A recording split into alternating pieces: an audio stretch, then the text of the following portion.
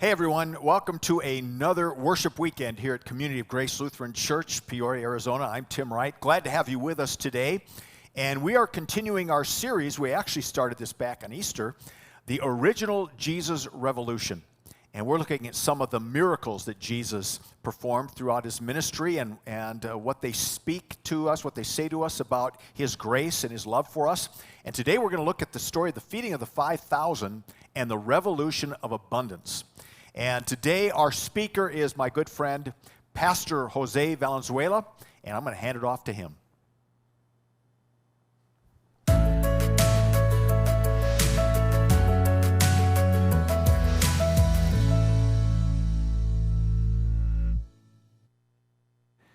Good evening, everyone. It's good to see you again. It's like Pastor Tim said, we're discussing the revolution of abundance, and nowhere in the Bible is the revolution of abundance more clear than in the story where Jesus feeds the 5,000.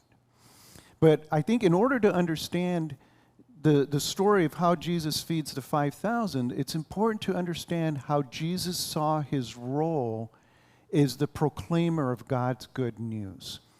And the way Jesus saw his role as the proclaimer of God's good news starts all the way back in the early parts of Matthew, right after Jesus gets baptized. Let's take a look at this. Now, Jesus was just baptized by his cousin, John the Baptist. And then Jesus was led up by the Spirit into the wilderness and to be tested by the devil. He fasted 40 days and 40 nights, and afterward he was famished. The tempter came and said to him, "If you are the Son of God, command these stones to become loaves of bread." But he answered, "It is written, one does not live by bread alone, but by every word that comes from the mouth of God." This is an important point to set up before we look at the feeding of the 5,000, because this was a trick. Jesus was hungry.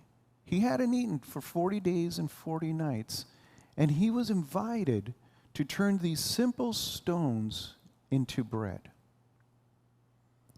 I think that the reason he didn't was because Jesus' ministry was not about simply providing bread. His ministry was about transforming lives. His ministry was about healing nations. His ministry was about bringing good where it didn't exist before. So you go fast forward to the time when he actually does feed the 5,000. And let's set this up. When he feeds the 5,000, right before that, his cousin, John the Baptist, was murdered. And now when Jesus heard this, he withdrew from there in a boat to a deserted place by himself. But when the crowds heard it, they followed him on foot from the towns. When he went ashore, he saw a great crowd, and he had compassion for them and cured their sick. But when it was evening, the disciples came to him and said, "This is a deserted place, and the hour is now late.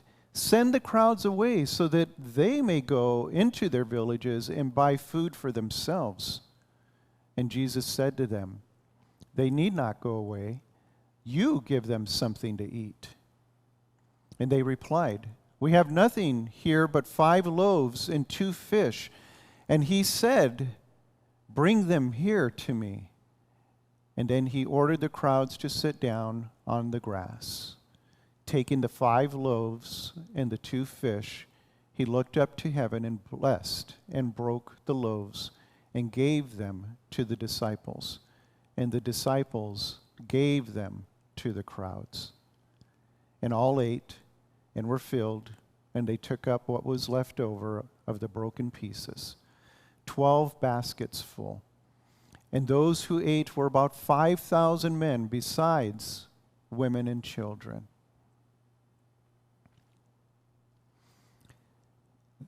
This story is what it means for Jesus to be our bread of life. You see, the disciples, and this whole lesson of the feeding 5,000, it's a lesson for Jesus' disciples. It's just as much of a lesson for the 12 who were there as it is for you and me today. And the lesson was this: God will provide.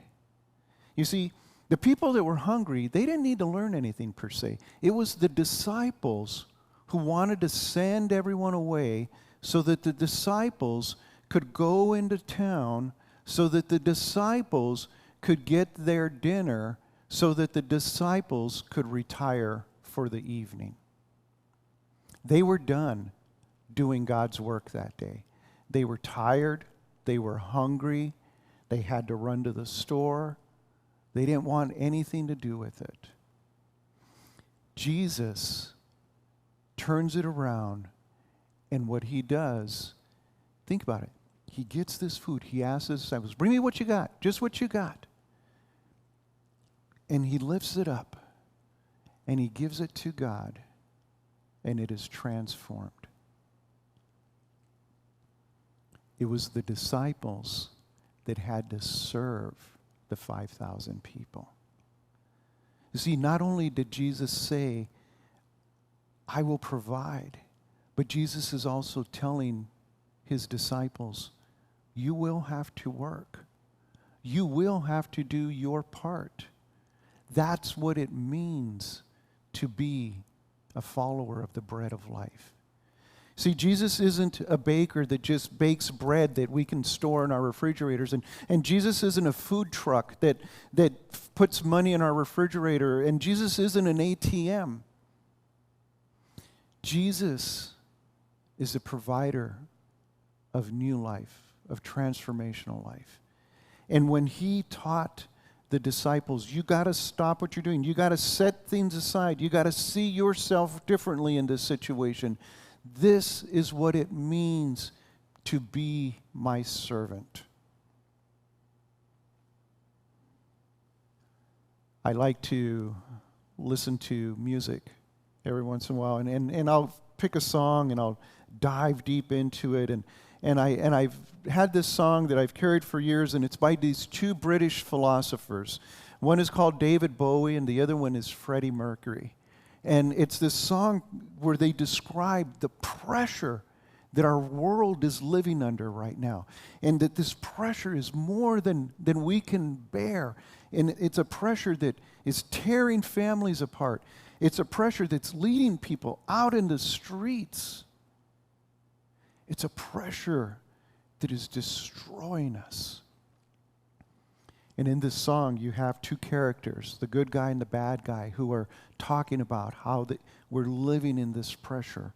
And about the 2/3 of the way through the song, you hit that climactic, progressive rock crescendo, where the singer's saying, why can't we do this?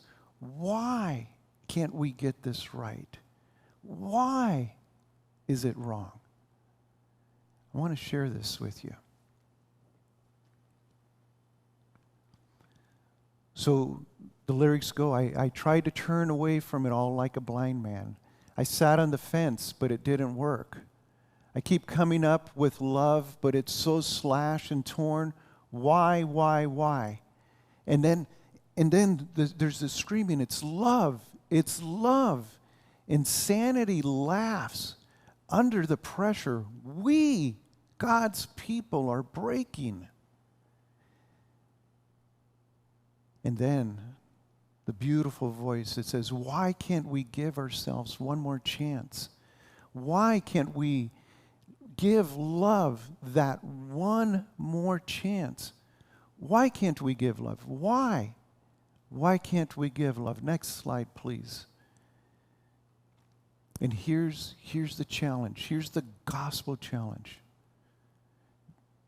Because love is such an old-fashioned word, and love dares you to care for the people on the edge of the night, and love dares you to change our way of caring about ourselves. This is our last dance. This is our last dance. This is ourselves. One line in there, I want to bring that back so I can show it to you, that I think really captures the Jesus message in the feeding of the 5,000. And it's a line in there where it says, "And love dares you to change our way of caring about ourselves." You see, we're not simply recipients of bread. We're not simply recipients of the ATM. We're not participants in some sort of sacramental vending machine. God's love transforms us. And when we love ourselves as children of God, not people in line to get something from God, but people who have been sent out by God in love, we are part of the change that's necessary in this world.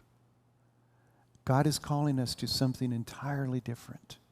Jesus was never a baker. He was never a salesperson.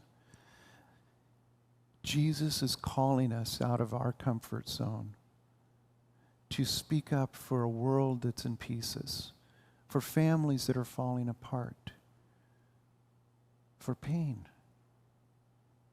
Jesus is our true love. Amen.